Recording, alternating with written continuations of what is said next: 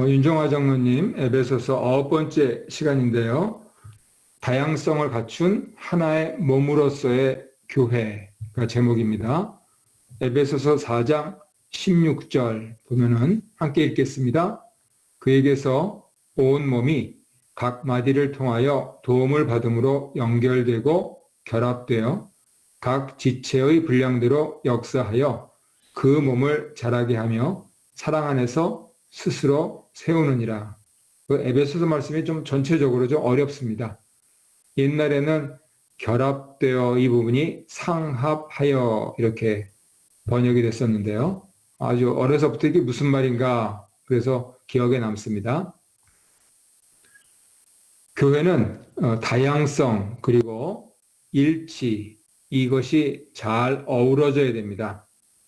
영어로 하면 diversity, 그 다음에 unity인데요. 조금 영어를 풀이하자면 unity를 추구를 해야지 uniformity를 추구하면은 곤란합니다. 우리나라 말로 하면은 하나됨을 추구해야지 획일화를 추구하면은 곤란합니다. 그런데 의외로 교회사에서는 이 획일성을 강조할 때가 참 많았습니다. 그래서 다양성을 갖춘 하나의 몸으로서의 교회, 이 부분들이 크게 세 가지 특징을 갖는다 하는 부분들 살펴보도록 하겠습니다.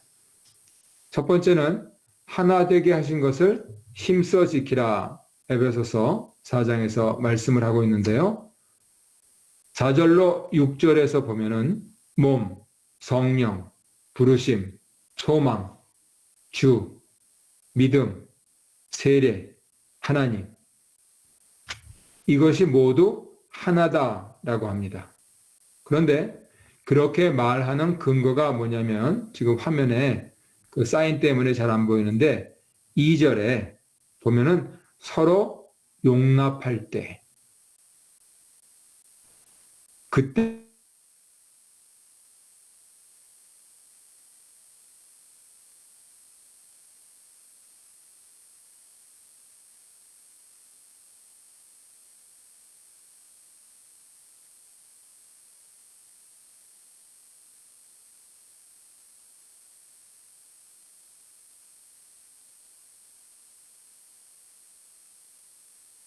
이해하도록 하되 그 이해의 폭이 다양하다 하는 부분들은 인정을 해야 합니다. 사실은 내가 나 자신을 철이 들어가면서 더 많이 이해하게 되는데요. 사람을 이해하는 것도 단순한 일이 아닐진데 하나님을 알아가는 것은 말할 필요도 없죠. 그래서 이해의 정도 차이가 난다 하는 것을 인정할 때 겸손하고 온유한 자세, 오래 참고 생각하고 토의하고 연구하고 기다리는 자세, 이런 부분들이 필요한 것이죠. 우리 자신들의 신앙 여정을 돌이켜볼 때도 우리가 같은 성경을 봄에도 불구하고 우리 생각이 자라나고 한편으로는 바뀌기도 합니다. 왜냐하면 그만큼 우리가 개성을 지닌 사람들이고 자라고 있는 인격체고 그것을 창세기에서는 하나님의 형상을 받은 존재다라고 인간을 규정하고 있기 때문입니다. 그래서 에베소서 4장 2절, 3절은 서로 용납하고 평안에 매는 줄로 성령의 하나 되게 하신 것을 힘써 지키라. 이렇게 말씀하는 것이죠. 누가 그렇게 할 것인가? 바로 교회가 그렇게 한다 하는 것입니다. 그래야만 우리가 교회로 모일 때 한 분 하나님을 섬겨 나가면서 인격을 가진 다양한 사람들을 구원해 가시는 하나님의 손길을 이해하게 되죠. 예를 들면 우리가 오늘 교제할 때 온라인 봉헌 그 부분들에 대한 질문이 있었는데요. 말씀드렸듯이 이번 주 내내 자꾸만 그러한 음성만 유튜브에서 듣게 하셔서 고민이 많습니다.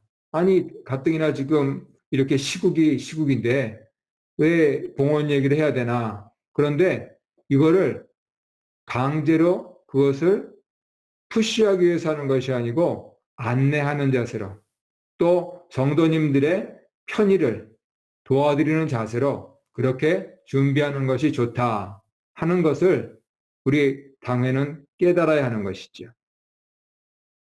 이것이 하나 되게 하신 것을 힘써 지키라는 명령이고, 그렇게 행할 때 교회의 특성과 장점이 드러납니다. 그래서 교회의 일치, 하나됨, 그것은 교회의 정체성이 되게 되는 것이죠. 획일화되는 것이 아니고 하나 되는 것입니다. 두 번째로는 그리스도의 선물의 분량대로 은혜를 주신다 하는 사실입니다. 7절에 나와 있는데요. 교회를 세우신 후에 승천해서 아버지께로 가신 그리스도는 교회에 각 지체들에게 선물, 은사를 주셨습니다. 그런데 그리스도께서 주신 은사가 다 다릅니다.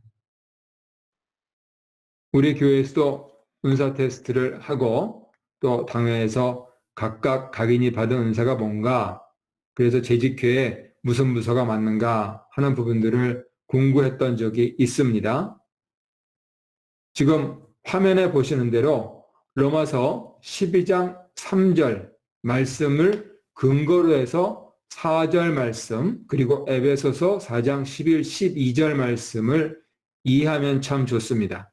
우리 로마서 12장 3절 함께 읽겠습니다. 내게 주신 은혜로 말미암아 너희 각 사람에게 말하노니 마땅히 생각할 그 이상의 생각을 품지 말고 오직 하나님께서 각 사람에게 나누어 주신 믿음의 분량대로 지혜롭게 생각하라. 그리고 나서 4절 말씀을 하시는 것이죠. 한 몸에 많은 지체를 가졌는데 이 지체가 같은 기능을 가진 것이 아니다. 이렇게 하시는 겁니다. 그래서 우리에게 은사를 주시는 하나님의 지혜는 이기적이거나 욕심을 부려서 내가 나의 이익을 탐하는 것이 아니고 서로 사랑하고 돕고 섬기고 겸손하여서 나는 물론이고 공동체에, 교회에 유익을 끼치라 하는 근본 뜻이 있는 것이죠. 이런 맥락에서 오늘 본문인 에베소 4장에 보면은요, 지도자도 한 사람으로 결코 충분하지 않고 여러 다양한 은사를 가진 여러 명의 지도자가 필요하다는 것입니다. 예루살렘 교회도 12사도가 은사를 따라 섬겼고요. 실제적으로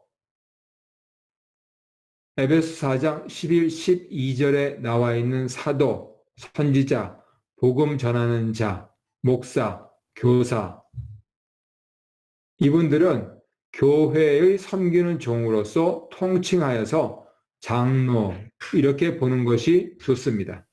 그러면 그리스도께서 장로로 삼으셔서 세우신 목적이 뭐냐면 성도를 온전하게 하고 봉사의 일을 하게 하고 그리스도의 몸을 세우기 위해서입니다.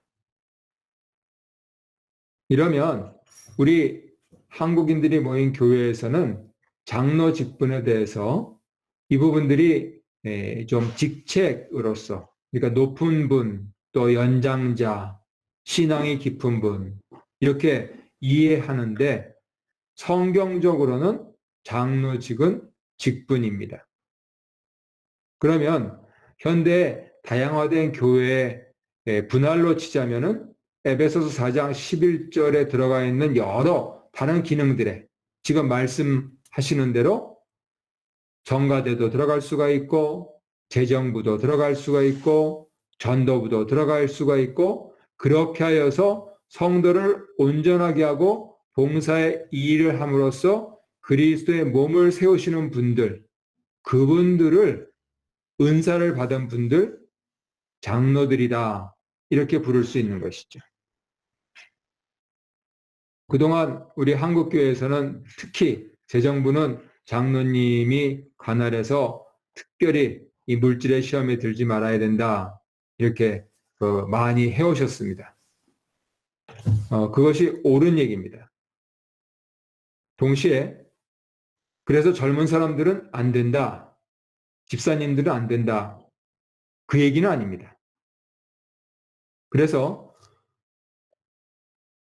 윤종화 장로님이 에베소서 본문을 가지면서 각각 하나님께서 믿음의 분량대로 나누어 주신 그 기능, 내게 주신 탤런트와 내게 주신 기프트, 은사를 가지고 어떻게 교회를 세워나가는 일이 중요한가 하는 그 점을 고민하라 하는데 주안점이 있는 것이죠.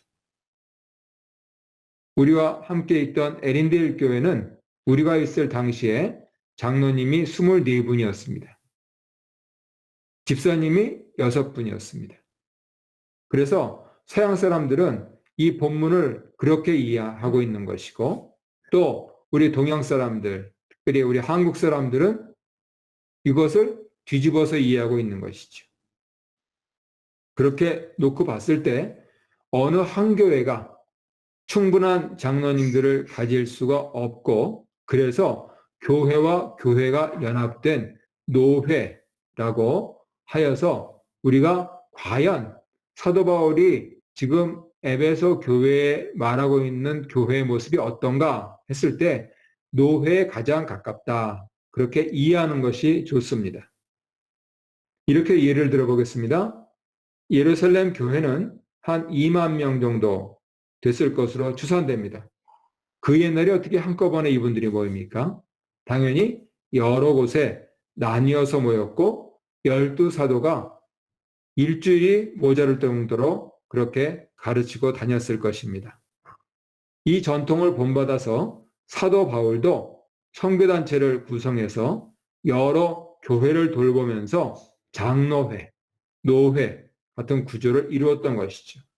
그래서 에베소 공부를 하면서 여러 번 말씀드린 사도행전에서 에베소에서 온 장로들과 더불어서 함께 울면서 내 목숨을 조금 더 귀한 것으로 여기지 아니하노라 하는 사도요 선교사의 고백을 들으면서 자신들도 그 신앙의 전통을 이어가겠다 하는 다짐들을 하게 된 것이죠.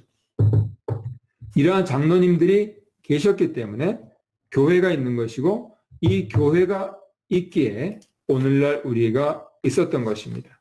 그것은 다름 아니고 장로들뿐만 아니고 교회 구성원인 교인들도 모두 다양하게 은사를 깨닫고 개발하고 훈련해야 된다 하는 필요성을 가지고 있는 것입니다.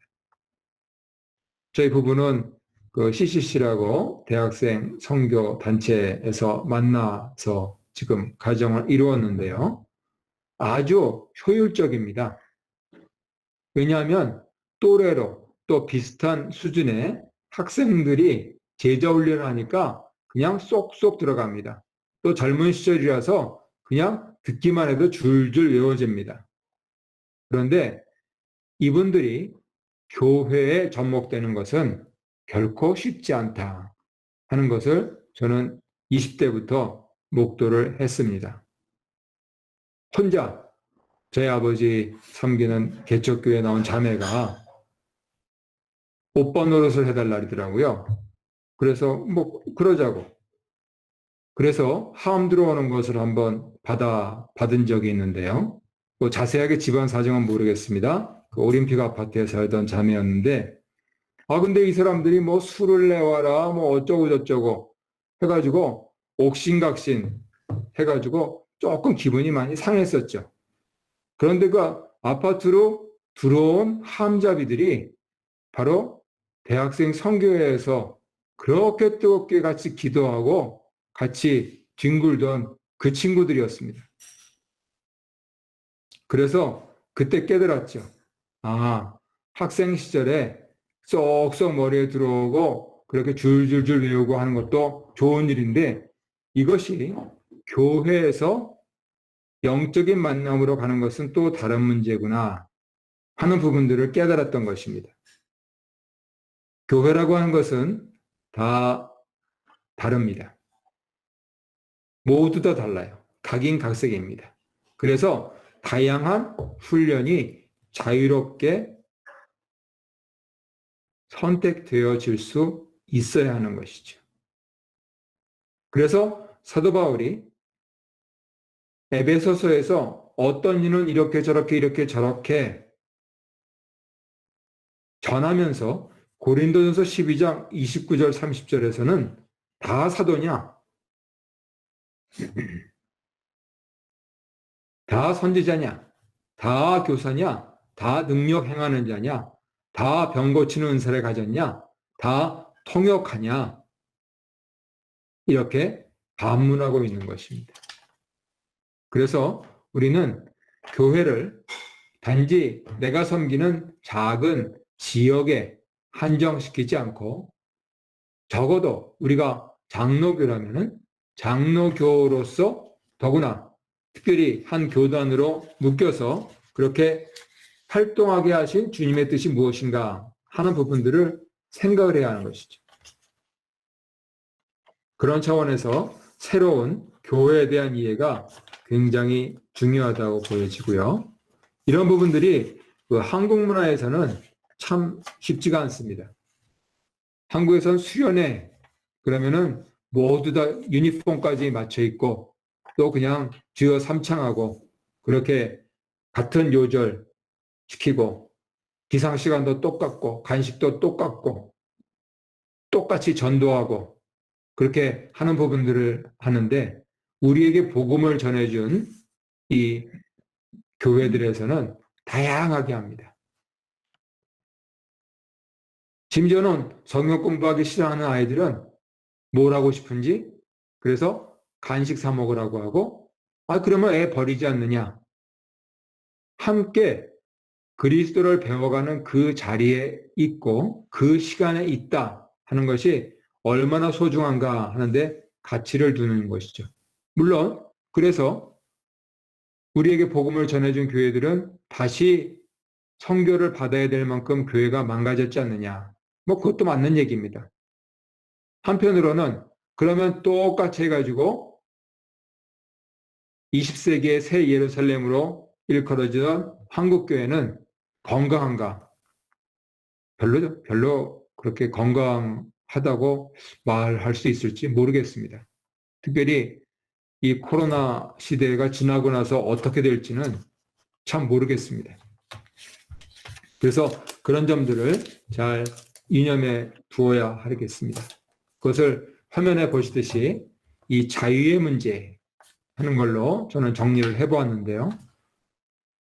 마스크를 동생이 어저께 카톡을 통해서 형제지간인 것이 입증되면은 분기별로 몇십 개를 보내줄 수 있다고 무슨 K94인가 그거를 보내주랴. 그래서 여기는 K94 그렇게 안 찾는 것 같고 없지는 않다. 시장 가니까 좀 비싸서 그렇지 있다. 그런데 이상하게도 여기는 그런 사람들이 그거 탓하지 않더라. 근데 한 가지 여기 참 코로나가 많이 확진된다. 그러니까 한국 사람들처럼 다 써야 된다. 그래가지고 쫙 써서 100명 넘어가면 큰일 났다. 그렇게 겁을 먹는 그런 것이 좋은 건지 아니면은 지금 온타리오 같은 경우 600명, 700명 그렇게 돼가지고 이거 난리도 아니다. 가게 문도 닫고 이렇게 하는 것이 좋은 것인지 그게 잘 모르겠다. 그런데 적어도 성경적인 가치는 무엇이냐? 그리스도 안에서 자유한 것이다 하는 것이죠. 역설적으로 말해서 왜 마스크를 쓰느냐? 나를 위해서 쓰고 너를 위해서 쓰는 것이죠. 근데 나만 위해서 쓰거나 너만 위해서 쓴다. 이거는 곤란하다는 것입니다. 그래서 이 자유의 문제, 이것이 성경이 신구약을 통관해서 굉장히 자주 터치하는 그러한 이슈고요. 바로 그렇기 때문에 복음이 들어간마다 여성 해방이 일어났던 것, 이 자유의 문제 때문에 그렇습니다. 인간의 문화는 심지어는 인구의 절반인 여성을 억압하고 또 착취하고 했음에도 불구하고 복음은 여성을 해방시키고 여성들이 소리를 낼 수 있도록 한 것이죠. 그런 맥락에서 우리 장로교와 또 브레스런이라고 하는 형제단, 이 예배도 참조할 필요가 있습니다. 우리는 질서를 따라합니다. 근데 형제단 예배, 여기 옥빌에 그 만다린 건너편에 진짜 큰 형제단 교회가 있어요. 우리 교회 주요한 분들의 자녀들도 거기 바로 다니는 것으로 알고 있는데요. 왜 그들이 젊은이들의 주목을 끌면서 특별히 한인 2세들까지도 그렇게 모으고 있는가? 저는 이 예배에 있다고 봅니다. 그랬을 때 과연 우리가 놓치고 있는 부분들이 바로 이 자유의 문제가 아닌가 하는 것을 또 한번 생각을 해봅니다. 끝으로 세 번째는 그리스도에게까지 자라는 것입니다. 왜 그리스도께서는 다양한 은사를 가진 지체들로 하여금 하나의 교회를 이루어 가게 하시는가? 아마 더 연륜이 깊으실수록 고백적으로 말씀하실 텐데요. 왜 부부가 만날 때 자기 개성과 반대되는 그러한 성향을 선호할까요? 그것을 쉬운 말로 이제 결혼해서 불과 몇 년 지나면 당신 그럴 줄 몰랐다. 이렇게 얘기하는 그 표현 속에 들어가 있는 겁니다. 왜 그러는지 모르는데 자기하고 다른 사람한테 끌리는 거예요. N극과 S극이 끌리듯이 말이죠. 저는 이것이 하나님의 창조 원리고 구속의 원리다 생각하는데요. 반면에 사람들이 모인 곳에서는 이게 사실은 자주 요즘 국내 소식처럼 시끄러움하고 다툼으로 일어납니다. 왜냐하면 다양성의 조화를 이루지 못하면 혼란이 가중되기 때문이고, 그래서 민주주의를 사람들이 귀찮아하고 또 심지어는 독재나 또 획일주의 이런 것을 선호해서 자꾸만 단조로운 사회로 만들려고 하는 그 경향을 지니게 합니다. 각자 각인각색의 그 차이점을 하나로 잘 조화시켜서 더 원숙하고 더 이상적이고 더 찬란한 그러한 공동체, 나아가 나라를 이루어 가시는 것, 이것을 사도 바울은 하나님의 지혜다 이렇게 우리에게 전달을 해주고 있습니다. 그것을 고린도전서 1장 18절에서는 십자가의 도가 멸망하는 자들에게는 미련한 것인데 구원을 받는 우리에게는 하나님 능력이다. 이렇게 말씀을 하고 있는 것입니다. 이것을 저는 줄여서 내가 죽으면 네가 산다. 이렇게 표현해 봤습니다. 한번 오늘 성경 공부 끝나고 남은 3일 동안에 내가 죽어서 나의 배우자와 나의 자녀와 나의 이웃이 사는가 안 사는가 한번 테스트해 보십시오. 너 죽고 나 죽자 그렇게 하지 마시고요. 내가 죽으면 됩니다. 특별히 남성분들은 악유하지 마시고요. 그냥 좀 힘든 거 내가 먼저 실천해 보시기 바랍니다. 십자가의 도, 그런 부분들이 가장 작은 나의 일상생활에서부터 시작될 수 있을 것입니다. 이것이 가정에서 되면 교회에서 다양한 것이 그리스도 안에서 조화를 이루면서 한 몸으로 자라갈 수 있습니다. 반면에 서로 시기하고 분쟁하면 사도 바울은 고린도에서 3장 3절에서 아직도 육에 속한 자고 성령에 속한 자가 아니라고 얘기합니다. 나아가서 같은 장 16, 17절에서 개인을 자랑하는 것은 교회를 파괴하는 것이다. 이렇게 말합니다. 그래서 십자가의 도를 교회론적인 차원에서는 모든 성도가 자기를 낮추고 그리스도의 몸을 세워가는 것이다. 그것이 하나님의 지혜다. 이렇게 표현할 수 있는 것이죠. 반면에 특별히 우리 한국교회에서는 그리스도의 이 지혜로운 구속을 공짜다. 10원보다도 못한 공짜다. 구원이다.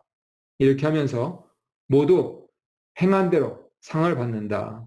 마치 행위구원론처럼 구원파처럼 이렇게 무분별하게 설명해 온 것도 사실입니다. 그래서 그리스도께까지 자라려면 어떻게 해야 되냐? 그리스도 지신 십자가 져야 된다 하는 것이죠. 그것이 우리에게 지혜가 되고 능력이 되고 구속이 된다 하는 것입니다. 내가 죽어서 네가 살면 우리 다 같이 산다 그겁니다. 이렇게 결론을 맺어보도록 하겠습니다. 그랬을 때 과연 누가 성도냐? 성화된 사람이죠. 성화된 사람들이 모인 교회가 그것이 크기에 상관없이 매우 가치 있게 되는 것입니다. 개개인은 불완전하지만 다른 사람의 도움을 받아서 완전해집니다. 남녀노소, 빈부격차, 유식하다 무식하다, 강하다 약하다 모두 다 온전해집니다. 어린이는 부모의 양육을 받고 학생은 교사의 가르침을 받고 가난한 사람은 부자의 도움을 받고 식욕이 왕성한 사람은 다이어티션의 지도를 받아서 잘 조절해야 되고 성욕을 결혼을 통해서 극복하고 무지도 지혜로운 사람의 도움을 통해서 극복하고 힘이 없으면 힘 있는 건강한 사람들의 도움으로 극복하고 바로 그것이 교회다 하는 것이죠. 이렇듯이 공동체, 교회 없이 성화는 불가능하다. 하늘에서 뚝 떨어진 유별난 나라는 것은 없다 하는 것입니다. 그 교회로 모여서 우리가 그리스도께 자라가는 것이지. 그래서 큰 교회는 큰 교회대로, 작은 교회는 작은 교회대로 하나님께서 과연 그리스도께 자라갔는가 하는 그것을 나중에 살펴보실 것입니다. 이 점에 있어서 오는 주간 특별히 이 3일 동안에 한번 내가 죽는 그러한 연습을 통해서 하나님이 살리시는 그러한 기쁨을 맛보셨으면 좋겠습니다.